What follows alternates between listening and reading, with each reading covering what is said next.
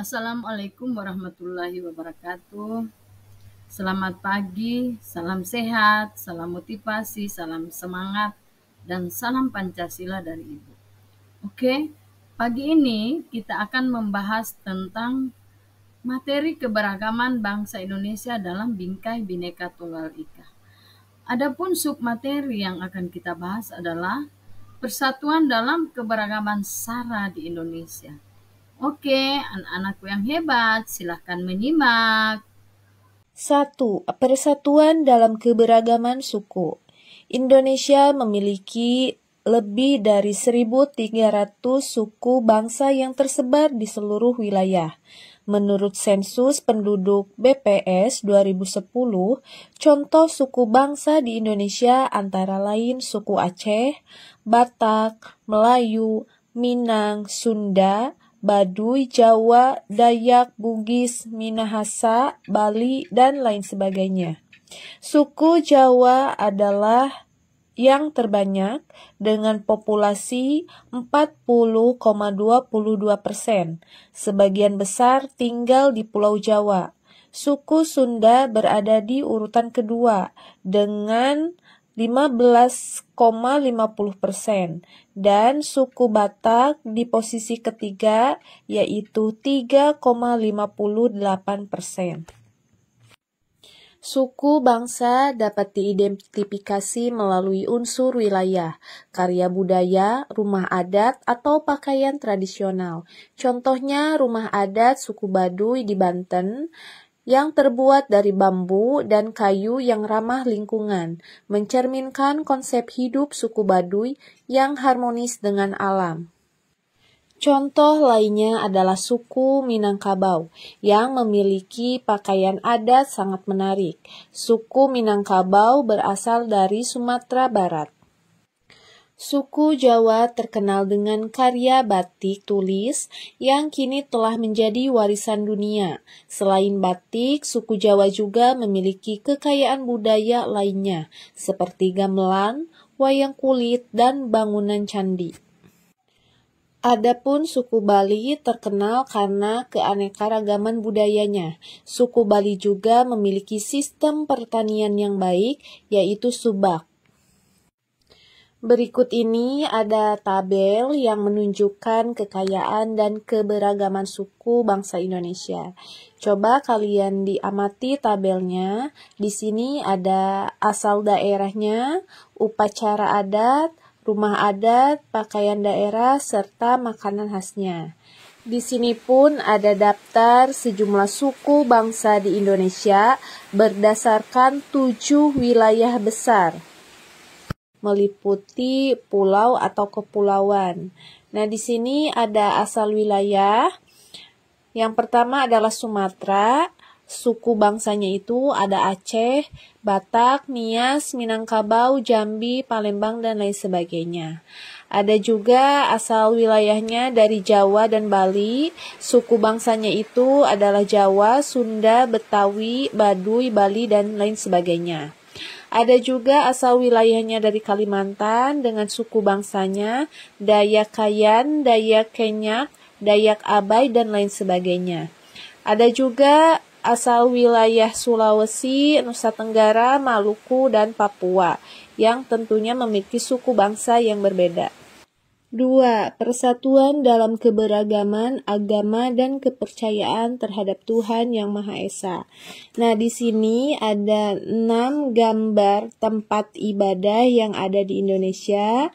Ya, ada gereja, masjid, vihara, kelenteng, dan pura.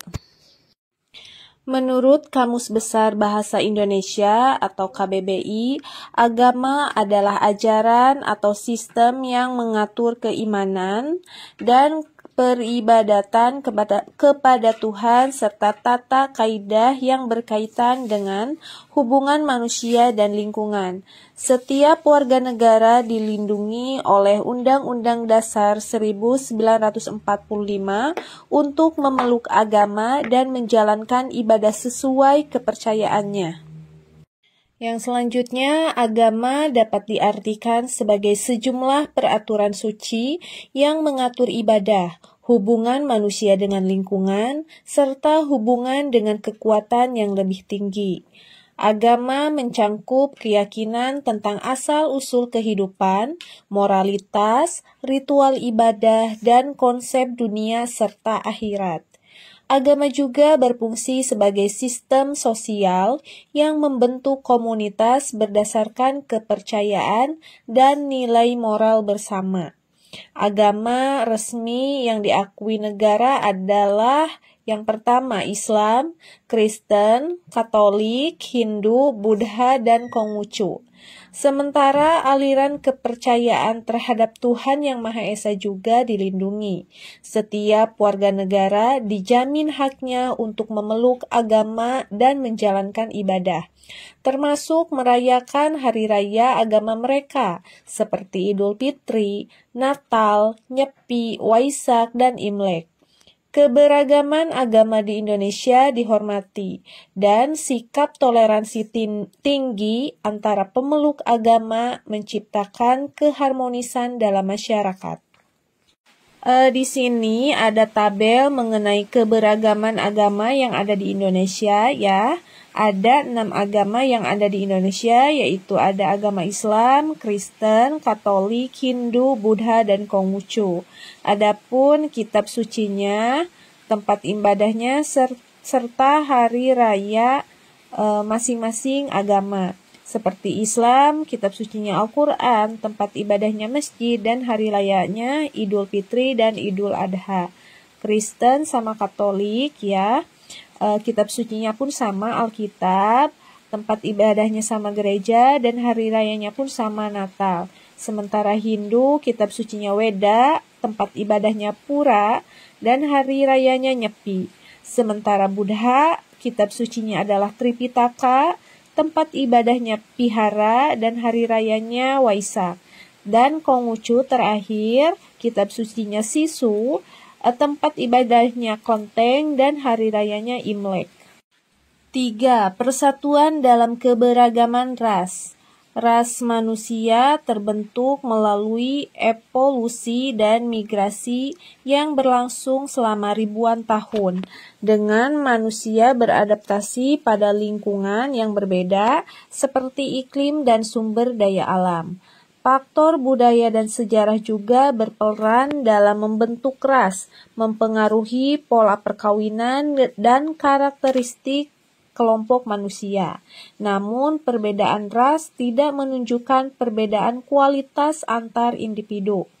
Ras mengacu pada mengidentifikasikan manusia berdasarkan ciri fisik yang terkait dengan asal geografis Indonesia sebagai negara terbuka terhadap bangsa asing, memiliki keberagaman ras yang wajar akibat masuknya pendatang dari berbagai wilayah dunia yang menetap di Indonesia. Bangsa Indonesia terdiri dari beberapa ras. Yang pertama, ras Malayan Mongoloid, banyak bermukim di Sumatera, Jawa, Bali, Nusa Tenggara Barat, Kalimantan, dan Sulawesi. Sementara ras Melanesoid yang kedua, tinggal di wilayah timur Indonesia seperti Papua, Maluku, dan Nusa Tenggara Timur. Dan yang ketiga, ras Asiatik Mongoloid yang berasal dari Tiongkok, Jepang, dan Korea, tersebar di berbagai wilayah Indonesia. Selain itu, ada juga ras Kaukasoid yang berasal dari India, Timur Tengah, Australia, Eropa, dan Amerika. Pengelompokan ras berdasarkan ciri fisik meliputi beberapa aspek.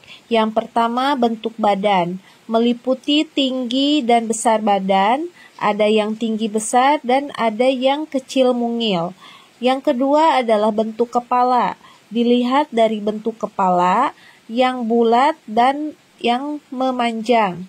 Ada yang ketiga, bentuk wajah, berdasarkan ciri seperti tulang pipi yang menonjol atau tidak, serta jarak antara tulang pipi dan bentuk tulang rahang.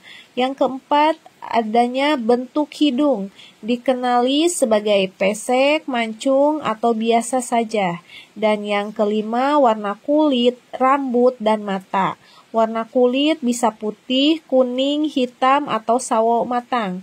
Rambut bisa warna hitam, coklat, pirang, dan berbentuk lurus, keriting, atau bergelombang. Mata bisa hitam, biru, atau hijau.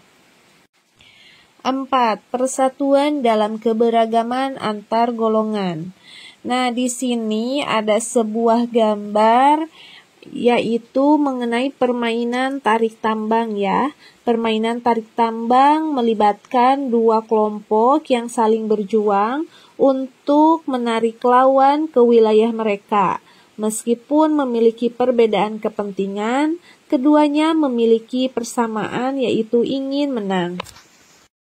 Masyarakat Indonesia adalah masyarakat multikultural dengan berbagai kelompok budaya.